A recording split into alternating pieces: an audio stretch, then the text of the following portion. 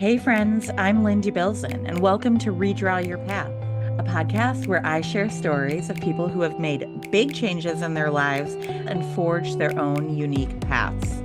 I talk with guests about their moments of messiness, fear, and reframing on their way to where they are now. My goal is to inspire you about the shape your life could take. So let's get inspired. Hey everyone, I'm here with a new episode, new interview, and you are going to be so interested in my next guest story. I talked with Alfreda McCray and was really just inspired by everything she had to share. A little bit about Alfreda. She is a lifelong learner with a passion for optimizing well-being, reducing harm, and increasing compassion in the workplace and beyond. She is a board-certified executive and leadership coach, writer, and mental health advocate with specialties in mindful emotional intelligence, resilience, and inclusion. Her background includes over 20 years of experience in professional services and consulting. You're going to be really, really interested to hear her path. She earned her BA from Georgetown University, her MA from Gonzaga University, and a certificate in inclusive leadership from the Robertson Center for Intercultural Leadership at International House of Berkeley. She's currently a doctoral student in organizational leadership, examining the intersections of identity, leadership, and authenticity. Oh my gosh, we have so much in common because that is all what I'm interested in too. Outside of work, Alfreda enjoys poetry, nature travel, and all things gardening. You are going to love her story. Alfreda, welcome to Redraw Your Path. I'm so excited to have you joining me today. Thank you. It's a pleasure to be here, and I'm so grateful for the invitation. Thank you. I can't wait to dive into your story. I'd love for you to share with listeners some context about where and how you grew up. Let's go to the beginning of your life. How it all started. Yeah, so I grew up in Western Pennsylvania in Pittsburgh, otherwise known as Steeler Nation. So I grew up in the Midwest, and Pittsburgh wasn't necessarily known as the most diverse city. However, the neighborhood that I grew up in, my neighbors were Italian, and I remember they used to have a garden and plant tomatoes and gave us tomatoes every summer. And so I just thought that was the norm until I moved out of Pittsburgh. So yeah, that's where everything started. And then when I was about 19 or 20 years old, I moved out of Pittsburgh and moved to Washington, D.C. Awesome. And was it the neighborly gesture of sharing a harvest that you thought was the norm, or the Italian neighborhood full of tomato-filled gardens? Yeah, that's a great question. The neighborliness, really, because that was the culture shock that I experienced leaving Pittsburgh, right? There's just like this Midwestern charm that you just don't realize is there until you leave that place and maybe go somewhere else where, it's not as prominent. So yeah, I definitely missed that. I moved to, like I said, Washington, D.C., which is a great city in and of itself, and it has charms all of its own. But that friendliness, that neighborliness was something that I missed, and the gardens too. Absolutely. Love that. And as a fellow Midwesterner, I've never thought of Pittsburgh as the Midwest, but I welcome it. I welcome it for sure. So that's awesome. Can you say a little bit more about your family life and just that context of how you grew up too? Yeah, so I was raised by a single dad and that in and of itself was an adventure.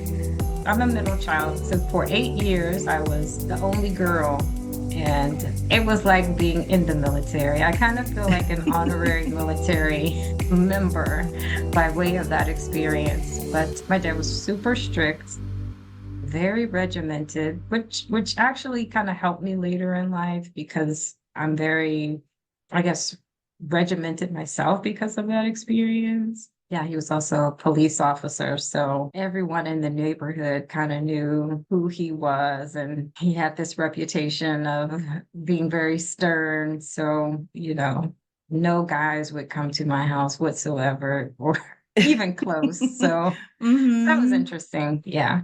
Yeah. Hmm. Awesome. Love that. Love that. So friendly neighborhood, always getting shared produce from the neighborhood, single dad, police officer with, it sounds like a stern but also good reputation in the neighborhood, Yeah. and there were boundaries, it sounds like. Yeah, there definitely were. There were a lot of boundaries. And I think as teenagers, we have one perspective of how life is and how our parents are parenting. But now that I look back as an older adult, I do appreciate some of those boundaries and some of that, you know, rigor that was there. But I was definitely over it and was like, okay, as soon Mhm. as I have the opportunity, as soon as I save up enough money, I'm definitely gonna make a jump. Mhm. So yeah. Mhm. And it sounds Yeah. like you did heading to DC and starting adulthood there. Let's fast forward now. Like I like to bookend with my guests. So, where and how are you currently spending your days? So I am currently in Baltimore, Maryland, so a little further north from DC. So when I moved initially, it was to take a role in IT. And I am no longer in the IT field. Hmm.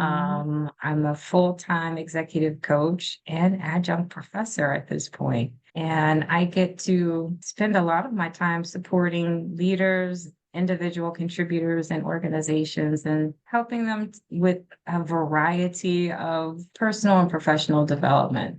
Right. So could be anything from finding a more meaningful career to optimizing some skill that they have currently, finding new opportunities. It just runs the gamut, but I really love the work that I do now.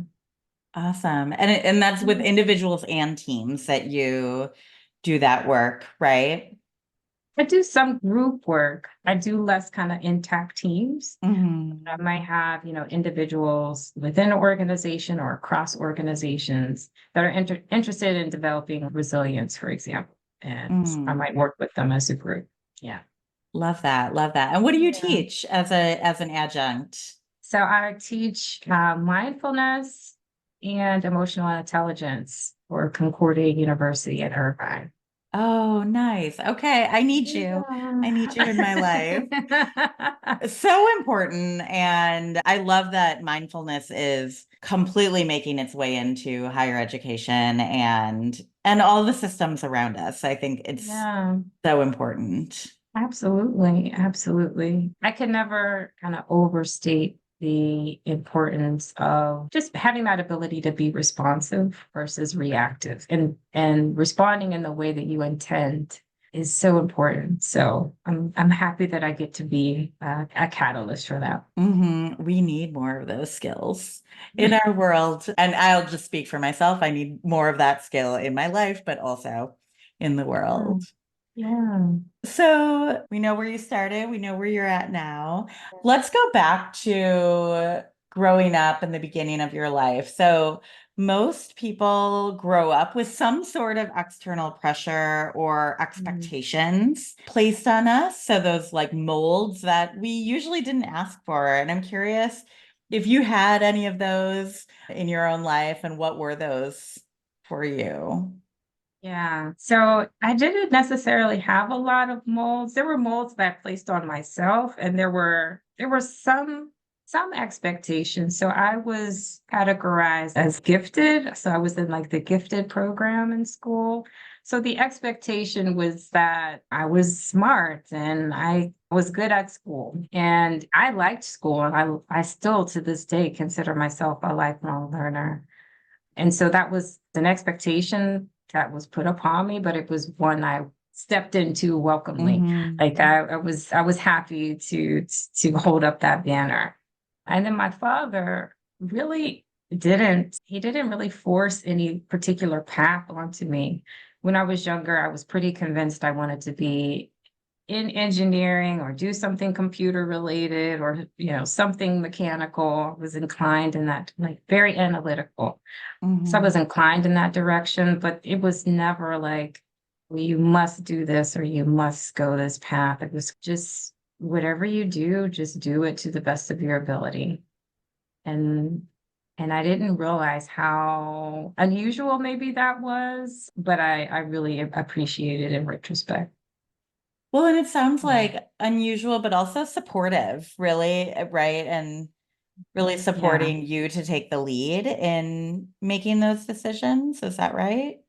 Yeah, my dad was such a ball of contradictions. He could be very chauvinist on one hand, but then say something very liberating. He really, I think, supported. So I have a younger sister as well, and he really supported us to be fiercely independent and resourceful. There was a real push. You could really do anything that you want to do. I was thoroughly brainwashed. So I really did believe that, like, okay.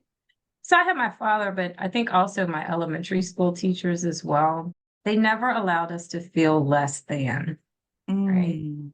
And these were like my first teachers, my elementary school teachers. They just supported us, they just encouraged us, they challenged us, but they did so in very loving ways. That's beautiful. So it sounds like they challenged you. They might have had high expectations for you, but maybe not in a specific direction, that those expectations were really like at your back and Yeah. supportive. Yeah.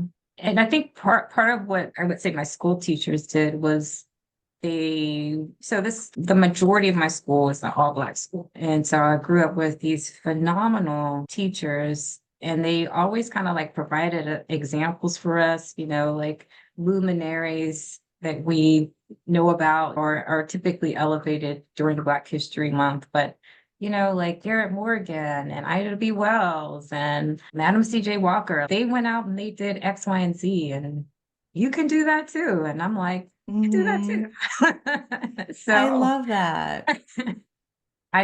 yeah, I definitely am a beneficiary from their guidance and belief in our potential. I love that. And it's interesting. I'm curious how this will come up later, but you said you use the phrase thoroughly brainwashed.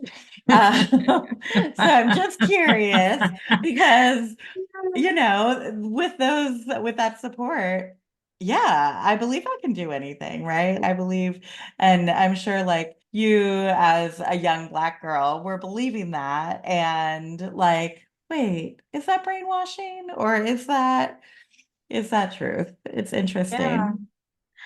I mean, I say that very jokingly, but Hmm. I feel like they really did. I'm sure that they knew from their own experience that there's lots of systems that are not necessarily supportive of our identities or like as a Black female, there's not always doors open and for different reasons. And so I feel like they were just kind of fortifying their students to Mm, believe in themselves, Hmm. regardless of what obstacles that they might come against, that they have everything, felt like we had everything within us to chart a successful path forward. I love that. I want Yeah. I want your teachers. I was lucky. I was lucky. Yeah. So let's move forward a little bit and tell me about what was that path you took out of school and that first way you redrew your path or started to draw your path as Alfreda.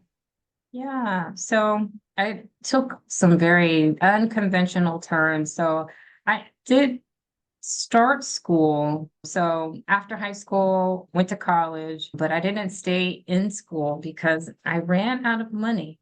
So I Mhm. was an information systems major and I went to school in Pittsburgh for a couple years and then I had to drop out because I just didn't have the money to continue.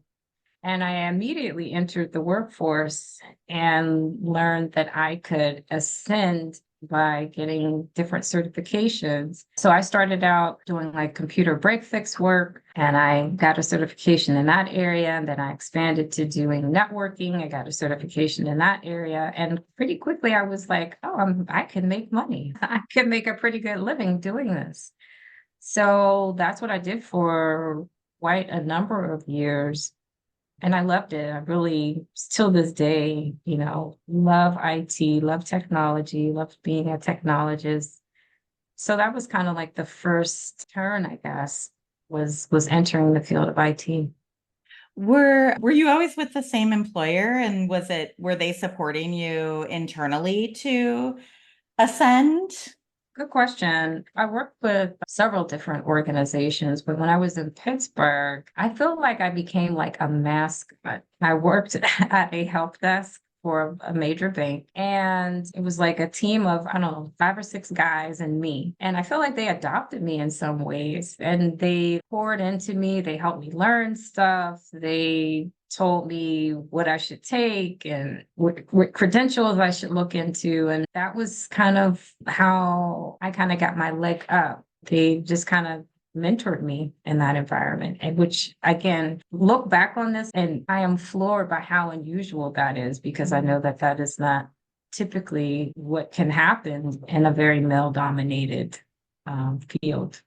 That's really powerful, and it sounds like a really beautiful support to have around you at that time. I'm curious, so thinking about the point at which you realized I'm out of money, and I might need to be leaving school or might need to Yeah. be making a big decision for myself. Like, what were you feeling at that time? What were you going through? What were the thoughts in your Oh mind? man. I Sorry. was, yeah, yeah, no, I was devastated. I was devastated. I was devastated at the time, but looking back on it, I was like, that was not necessarily a bad thing. So much of my identity was tied into being a smart person. So that was kind of devastating that I had to leave school. And I think it was just, I don't know, good fortune that I was able to find work in the field that I was studying. Once I started making money, I didn't feel bad about it at all. Right, which is I think why a lot of people why they say go to college first and don't go into the workforce, because once you realize that, why would you trade that? Yeah, yeah. You said you saw yourself as a smart person. Do you think when you had to leave school, you were still seeing yourself as quote unquote a smart person, but just in a different environment? Or did Yeah. those thoughts about yourself start to change at all? I think honestly, in a different capacity, because I was still using my brain a lot day to day. There's a lot of problem solving that happens, especially in just doing work in the infrastructure space, networking and building computer networks and etc. So I felt like I was continually leveraging those skills and, able to support myself. I think the thing that really kind of was unsettling was like my friends were still pursuing their academics. And so that was a little hard for me, because I was Mhm. like, oh, but I wish I was able to go travel or do these trips. I wasn't ascending in the same way. Mhm. So I think that was maybe a little challenging to deal with. Yeah, that makes sense. I think as humans, we want to be part of a group and we want to belong. And especially thinking about brain development in that late Yeah, teens, early 20s, it's hard to diverge from what friends are doing. So I appreciate you sharing that. yeah, for sure. So you got into this IT career, you gained certifications, you were starting to grow your career there. How did you redraw your path from there? There was a point where I was working for an organization, and my manager said to me, he kind of pointed out a strength that I had around organizing tasks. I was really good at getting lists together, getting people together, getting our projects done. And he, I think at that time, was getting his project management certification. And he said, I think you might be interested. This might be something that you're good at. I think you might be good at this. And I was like, okay. yeah, let me check it out. And I did, and I ended up studying for the exam and getting a project management certification. And so the shift that I made was kind of from being an implementer to like doing the oversight of projects. Mm. And there was a big project that I had the good fortune of being a part of. And I just felt I didn't have the word or term imposter syndrome, but that's definitely what was happening. I was like, I don't know if I belong here. I don't know if I could do this. And Mm. there was a lot of struggle during that time. Was that even after you had your project management certification? So you had the credentials, you just Mhm. were struggling with like how to see yourself in terms of ability and Yeah, belongingness and skill level to make the work happen? exactly. I think that was my first time kind of stepping into the role of people leader. Mm. So I was all, and I'm super comfortable being like behind the scenes. I love behind the scenes. Oh, it's my favorite place. And so now I'm like kind of more in the forefront. I wasn't overseeing the entire project, but I was kind of further up front. It was so uncomfortable making that transition. And I just wanted to get everything right, whatever that was. It's that good student, like the good Oh student gosh. desire. Yes. Yeah. Yeah. Were you still, can I ask, were you still in your 20s at that point Hmm. okay, so Yeah. you're still pretty young Yeah.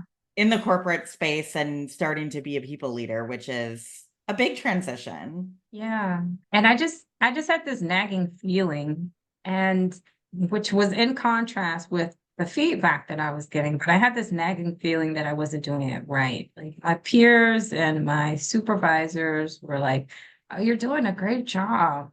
But then there was this feeling inside, "Oh, I don't know, like this Mm. uncertainty, but is this the right way? As if there is a way, a right way to do it, which there, of course, wasn't. But that's kind of what I was up against. And I was just floundering for a little bit. And it's interesting. I was going to ask you the question, well, what do you think that was? Mm. Why? But then you answered it already, right? Like you maybe had an idea of there is one right way rather than like there is Alfreda's right way Right. Yeah. to do this and that there might be many right ways to Right. get the job done. Yeah. Absolutely. I had a very fixed perspective about what needed to be done and how it needed to be done. But I also had the good fortune, I should say, and I had the good fortune at that time of being offered coaching. Mm. And that was that was tremendously helpful, which is how I learned about what coaching was. And it just opened up so many other avenues for me personally outside of my career as well.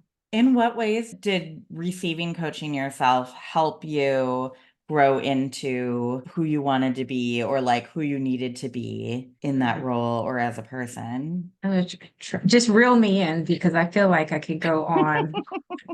But that space helped me so much because one, it gave me a space to say out loud, I don't know. And for so long, I've always kind of been the person, or I felt the need to have the answers, to be the one to guide and direct. And so just having that space to say, I'm not sure how I'm working through this, or just the time to reflect on my values, what was important to me, Mm. how I'm approaching things, how I'm coping, what the stories were that I was telling myself about how I needed to show up, and how to reorganize those stories in a more supportive way. That process was just transformative. And it helped me to be gentler and kind with myself Mhm. and be clear about what I wanted and what was working and what wasn't working and how to make change. So it helped me tremendously, like I said, professionally and personally, because once I was at more at ease with myself, I could be more at ease with other people and the people that I was working with as well. It sounds like a really powerful accelerator for you. Oh gosh. Yes, Was it exactly. was it coaching specifically that helped you redraw your path the next time, or what was the next big way you redrew your path, and what did that look like? So maybe to no surprise, I was really curious about coaching after that Mm, experience, right? So how do I do this? And I had always liked the idea of like helping people. And in IT, I got into IT like to fix things, but I was also like helping people directly with their challenges and their problems. And I found that very satisfying. mhm. And so once I got coaching, I was like, oh, I would like to learn how to be like this catalyst for other people as well. And it got me thinking and about, what does it take? What do I need to do this myself? And so the next pivot was me learning more about coaching. I eventually went into a ACTP, accredited coach training program, and was coaching off the side. I was also at the same time attracting people to me for advice or career advice, or they wanted their resume done or something along those lines. And so I saw that there was a path opening up there. Mm. But I continued on in IT project management for several years after that. But I did start making that pivot to coaching as well. Did your mentors or folks within that IT space know that you were exploring that other path or that a path was opening up for you? Or how open were you about that? So to answer your first question, I had an inner circle and I let a few friends know about it, but it was kind of like there was an uneasiness I had about telling people that I have this interest of being a coach because it was a kind of like my main gig. Mm-hmm. And I was like not sure if people thought it was like flaky.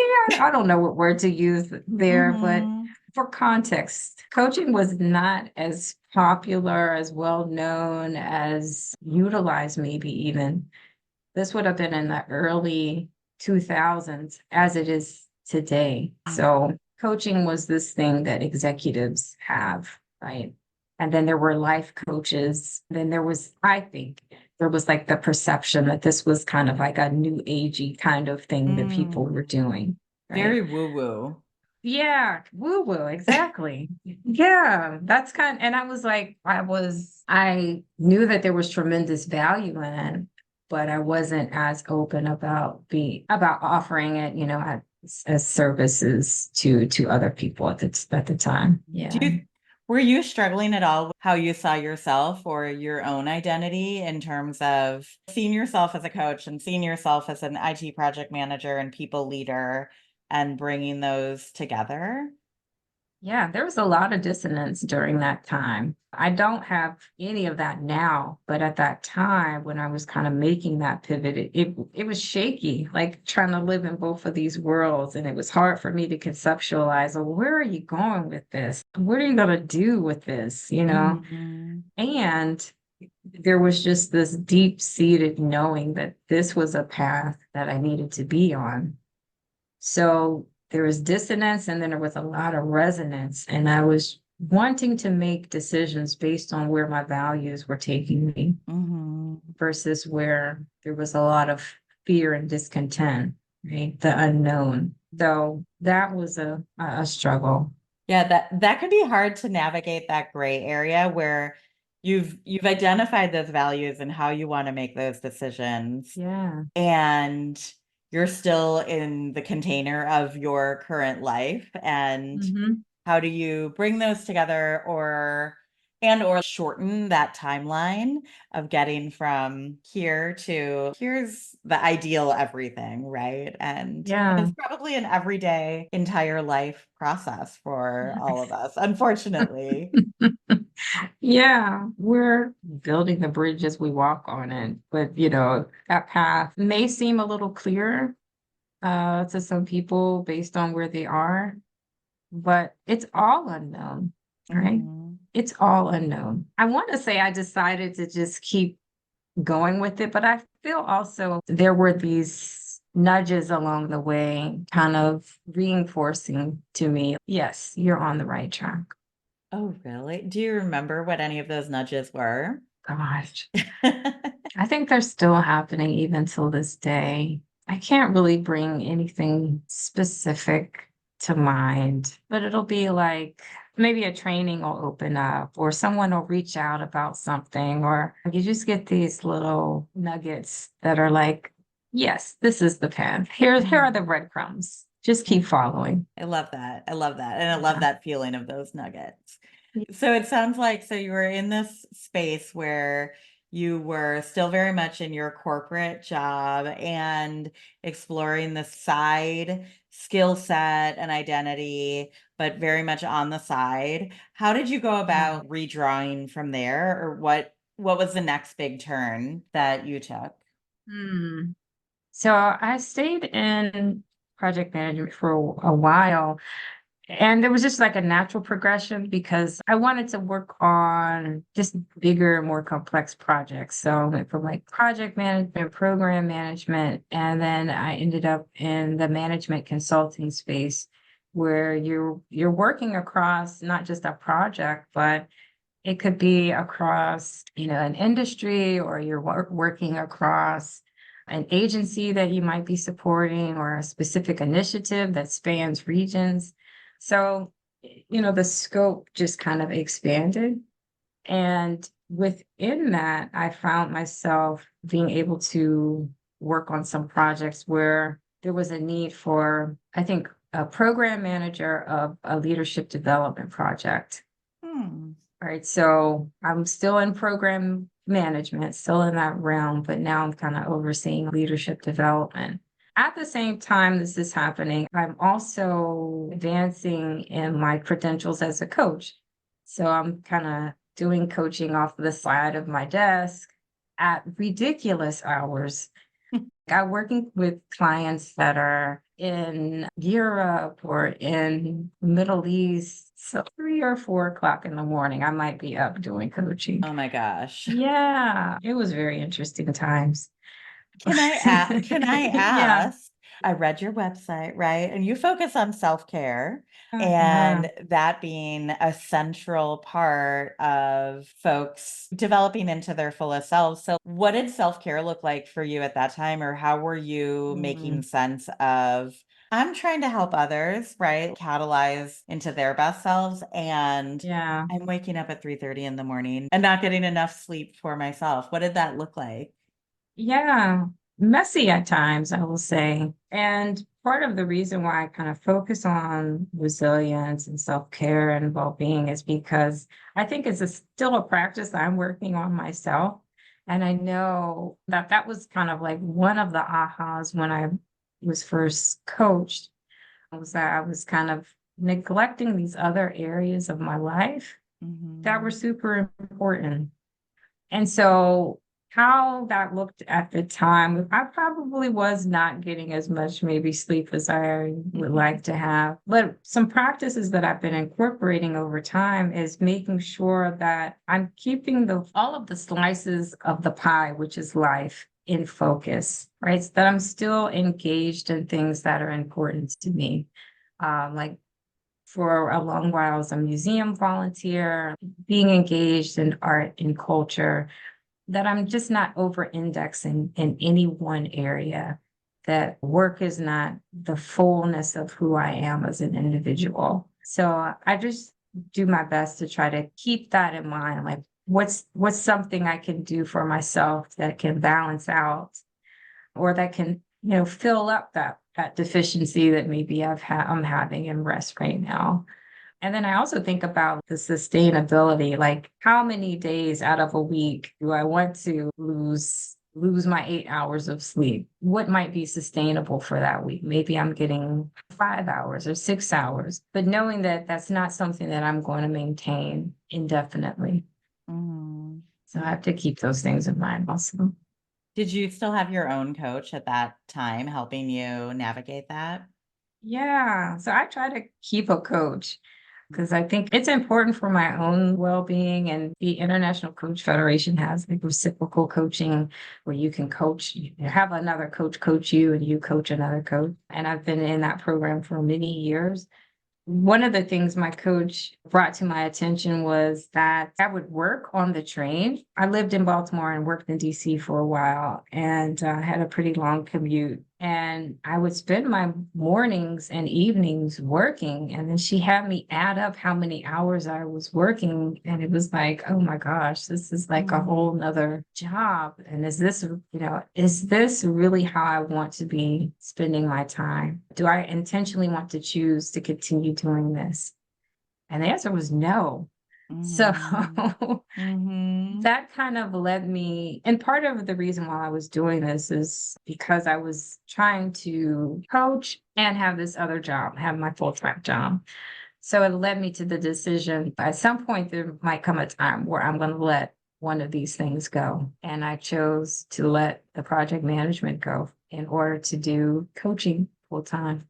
What was that time like for you, or were you struggling with that decision, or maybe what narratives you were holding for yourself? I had been thinking about it for a long time. So it was just a matter of gaining enough clients. It was just numbers by the time I was ready to make that decision. So it wasn't necessarily like when I made the shift from IT to project manager, I didn't necessarily have that same kind of identity tension or crisis. And I was much more, I don't know, settled in making that decision. It was like, yeah, this is the path that I want to pursue. It's interesting because when, when I was working as a management consultant, there was a need on one of the projects, like there was a resource needed who had coaching certification. And it was like, there wasn't anybody else on the team. So can you fill in to do this? I was like, this is a needed skill. Okay. Did you say yes? Was it Yeah, you? yeah. Okay. Yeah. And so that got me to thinking about what if you just did this full time? Right. And I was like, oh, yeah, that sounds pretty good. And so I just looked at how I wanted to design that myself, what that could look like, what the path was to getting there. So I asked my organization if they would be willing to allow me to coach full time. Right. And there wasn't an opportunity there. So I looked for a path outside of the organization and started to do this independently. I love that. Well, congrats on that. How long Yeah. ago was that you made Um, that turn in your path? That was 4 years ago, Okay. surprisingly, yeah. I love that. And have you struggled at all with the identity of coach and identity of entrepreneur, or have those come together pretty well for you? Yes, there's always a new challenge, right? That part, I think that's kind of where I am now. I've been in professional services all of my life, and now I'm having to be an entrepreneur, which is a whole new skill set. And I think it is an identity struggle as well. I never really set out to, I'm going to do this thing to sell to people. I've always kind of come at it from a service orientation, right? I want to provide a support or service to others to help them achieve their goals or what have you. So coming at things from an entrepreneur standpoint and having that perspective is something that I'm still kind of stretching into. Is that how you're currently redrawing your path, or what ways have you redrawn your path since then, if any? Yeah, I think that's definitely one way. And then, oh yes, I've shifted a little bit now that I have gotten many, many coaching hours under my belt. I've been doing more support for other coaches who might be on the path of, developing as a coach. So mentoring and supervision and educating as well, in addition to being a professor and an entrepreneur. So lots of new stretches. Yeah. Well, and it sounds like multiple identities, right? Yeah. Not that you weren't that complex human being when you started your IT career, right? But that now you're very explicitly wearing many hats. Yeah, absolutely. And I'm glad you brought up that point because depending on our lives, we might do many different things, or I should say, we can do many different things. The opportunity to experiment and try out and see how things go, I think I love that opportunity is present, that Mm, I'm not necessarily fixed in one particular path. But I know that it can be really uncomfortable. There are often times when I'm meeting people or I'm meeting with clients who have they're at a choice point and they feel like it's this or it's that, and I have to do this or I have to do that. And it's like, you can choose another way, right? mm, And you don't necessarily have to do that thing for the rest of your life. You can try it on and see how it works and try something different. mm. Either way, you're going to learn something about yourself in the process. And I feel like that's the most important thing. I love that. And it makes me think back to that advice and support your elementary school teachers gave to you, and that belief that like you can Yeah. do anything, right? And it sounds like Mm, one of the things you help people with is breaking down that like black and white mentality or that either or, and helping them see the middle ground, but also the fact that things are ever evolving and can yeah. change in the future. And Yeah. I know that's one thing I struggle with a ton is just figuring out that or realizing that, oh yeah, I could change that decision if I wanted to. Yeah. I think choice is just a beautiful gift that we sometimes forget we have.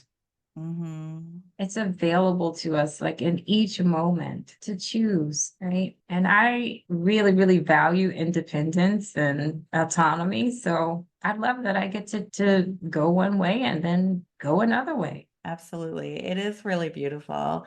That's a perfect segue because that's amazing advice.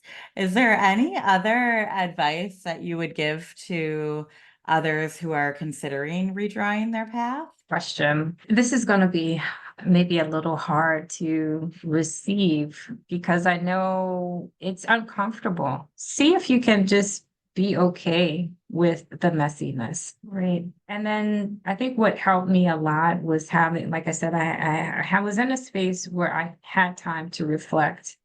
And I think that is really, really important and maybe undervalued, especially in the culture in which we live in, where things are really fast and we're all really busy. But giving yourself some time, take a moment to reflect and think about your why.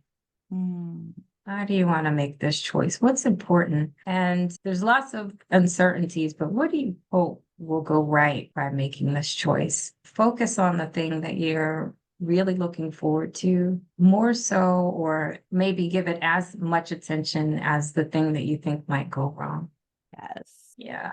I love that. And I'm going to be writing sticky notes all afternoon and posting that advice all over because what I heard you say was be okay with that messiness. So building that muscle of tolerating discomfort Yeah. and that space, that middle space, and then focusing on that positive and visioning and creating space for yourself to do that rather than fixating on the fear that might be coming up. Yeah, right.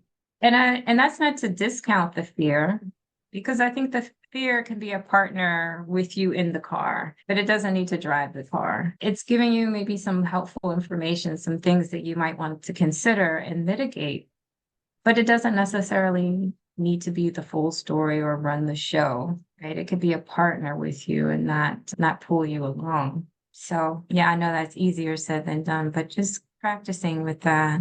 Yeah, and I appreciate that metaphor. I'm very visual, so seeing a car and being able to put the fear in the back seat, or hey, maybe it's even a hatchback with a trunk, and you can put that fear in the trunk as long as you can still hear it a little bit. You Yeah, don't drown it yeah. out, but I appreciate that. Alfreda, I'm so grateful for you sharing your wisdom today and your story with Yeah. listeners. Can you share where people can find you? And is there anything you want to promote or share with folks? Yeah, thank you for that. I think I'm probably most active on LinkedIn. So folks can find me on LinkedIn, Alfreda McCray, MCCRAY. And what I do is try to share my little nuggets of wisdom on that platform. Awesome. I love it. Well, thank you so much. And I can't wait to get your story out there for listeners. Thank you so much, Lynn. It's been a pleasure. Thanks for listening to Redraw Your Path with me, Lynn Debilzen. If you liked the episode, please rate and review. That helps more listeners find me. And don't be shy. Reach out and connect with me on LinkedIn and sign up for my e-newsletter at redrawyourpath.com. I can't wait to share more inspiring stories with you. See you next week.